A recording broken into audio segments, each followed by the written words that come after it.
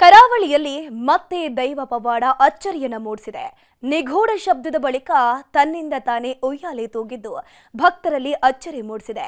ಉಯ್ಯಾಲೆ ತೂಗಿದ್ದು ನಾನೇ ಅಂತ ದೈವ ಅಭಯ ನೀಡಿದೆ. ದೈವಾರಾಧನೆ ಅನ್ನೋದು ಕರಾವಳಿಗರ ಪವಿತ್ರ ನಂಬಿಕೆ. ಸಾವಿರಾರು ವರ್ಷಗಳ ಇತಿಹಾಸ ಹೊಂದಿದ ಆಚರಣೆ. ದೈವಗಳ ನೆಲೆಬೀಡು ತುಳುನಾಡಲ್ಲಿ ನಡೆಯೋ ಪವಾಡಗಳು ಅಷ್ಟಿಷ್ಟಲ್ಲ. ದೈವಗಳ ಲೀಲೆಗೆ ತಲೆಬಾಗದವರೂ ಇಲ್ಲ. ನಂಬಿ ಬಂದವರನ್ನ ದೈವ ಕೈಬಿಡಲ್ಲ ಅನ್ನೋ ನಂಬಿಕೆ ಇನ್ನೂ ಗಟ್ಟಿಯಾಗಿದೆ. ದೇವಸ್ಥಾನಗಳಲ್ಲಿ ಭೂತಾಕೋಲ, ನೇಮೋತ್ಸವ ವೇಳೆ ನಡೆಯುವ ಪವಾಡ ಅಚ್ಚರಿ ಮೂಡಿಸುತ್ತಿವೆ. ಇದೀಗ ಕರಾವಳಿಯಲ್ಲಿ ಮತ್ತೆ ಕಾರಣಿಕ ತೋರಿದ ದೈವ ಸತ್ಯದ ದೀಪವನ್ನೇ ಬೆಳಗಿದೆ. ಕರಾವಳಿಯಲ್ಲಿ ಅಚ್ಚರಿ ಮೂಡಿಸಿದ ದೈವ. ನಿಗೂಢ ಶಬ್ದ, ತಾನೇ ತೂಗಿದ ಉಯ್ಯಾಲೆ. ಸತ್ಯ, ವಿಶ್ವಾಸ, ನಂಬಿಕೆಗೆ ಇನ್ನೊಂದು ಹೆಸರೇ ದೈವ. ಕಾಂತಾರ ಮೂಲಕ ದೈವದ ಶಕ್ತಿ ಇಡೀ ಜಗತ್ತಿಗೆ ಗೊತ್ತಾಗಿದೆ.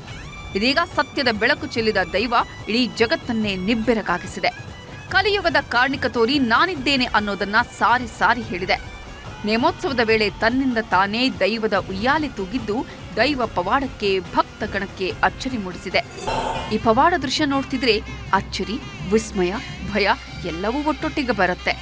ಇದು ಮಂಗಳೂರಿನ ಕುಡುಂಬೂರು ನಡುಗಿರಿ ದೇವಸ್ಥಾನದಲ್ಲಿ ನಡೆದಂತಹ ಅಚ್ಚರಿ. ಪಿಲಿಚಂಡಿ ನೇಮೋತ್ಸವದಲ್ಲಿ ತನ್ನಿಂದ ತಾನೇ ದೈವದ ಉಯ್ಯಾಲೆ ತೂಗಿದೆ. ನಡುಗಿರಿ ದೇವಸ್ಥಾನದಲ್ಲಿ ಪಿಲಿಚಂಡಿ ನೇಮೋತ್ಸವ ಅದ್ಧೂರಿಯಾಗಿ ನಡೆದಿತ್ತು. ಈ ವೇಳೆ ನಿಗೂಢ ಸದ್ದು ಕೇಳಿ ಬಂದಿತ್ತು. ಸದ್ದು ಕೇಳಿದತ್ತ ಹೋದವರಿಗೆ ಅಚ್ಚರಿಯಾಗಿತ್ತು. ನೇಮೋತ್ಸವ ನಡೆಯುತ್ತಿದ್ದ ಜಾಗದ ಮುಂಭಾಗವೇ ಹೊಳ್ಳರ ಚಾವಡಿ ಇದ್ದು, ಚಾವಡಿಯ ತೂಗುಯ್ಯಾಲೆ ತನ್ನಿಂದ ತಾನೇ ತೂಗಿದೆ. ಉಯ್ಯಾಲೆ ತೂಗಿದ್ದು ನಾನೇ ಎಂದ ದೈವ. ಅಚ್ಚರಿ ಕಣ್ಗಳಿಂದ ನೋಡ್ತಿದ್ದ ಭಕ್ತರಿಗೆ ತೂಗುಯ್ಯಾಲೆ ಕಾರಣಿಕದ ಹಿಂದಿನ ರಹಸ್ಯವನ್ನ ಪಿಲಿಚಂಡಿ ದೈವ ಬಿಚ್ಚಿಟ್ಟಿದೆ. ನಾನೇ ಉಯ್ಯಾಲೆಯಲ್ಲಿ ಕೂತು ತೂಗಾಡಿದೆ ಅಂದ ದೈವ ಕೈ ಭಾಷೆಯಲ್ಲಿ ಅಭಯ ನೀಡಿದೆ.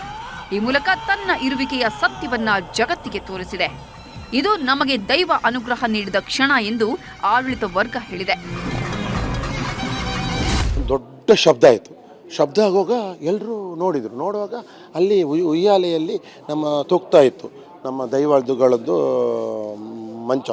ಅದನ್ನು ನೋಡಿ ಎಲ್ಲರೂ ಇಲ್ಲಿಂದೆಲ್ಲ ಅಲ್ಲಿ ಓಡಿದರು. ಏನು ಎಲ್ಲ ನೋಡಿದವರಿಗೆ ಒಂದು ಭಾವನಾತ್ಮಕವಾಗಿ ಅವರ ಮನಸ್ಸಲ್ಲಿ ಒಂದು ಎಷ್ಟು ಖುಷಿ.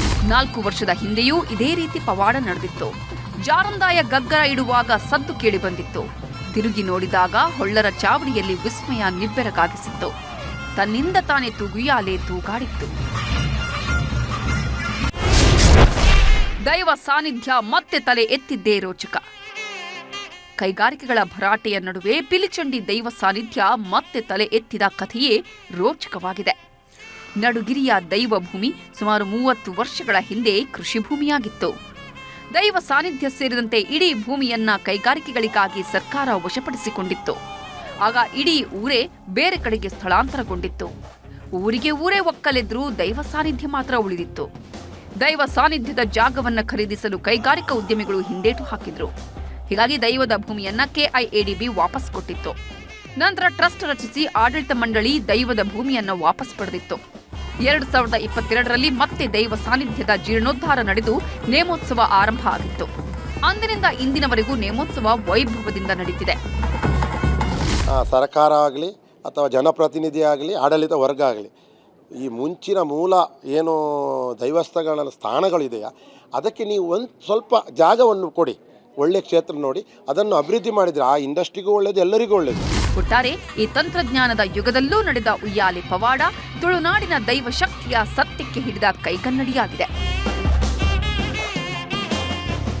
ಕಿಶನ್ ಶೆಟ್ಟಿ, ನ್ಯೂಸ್ 18 ಮಂಗಳೂರು.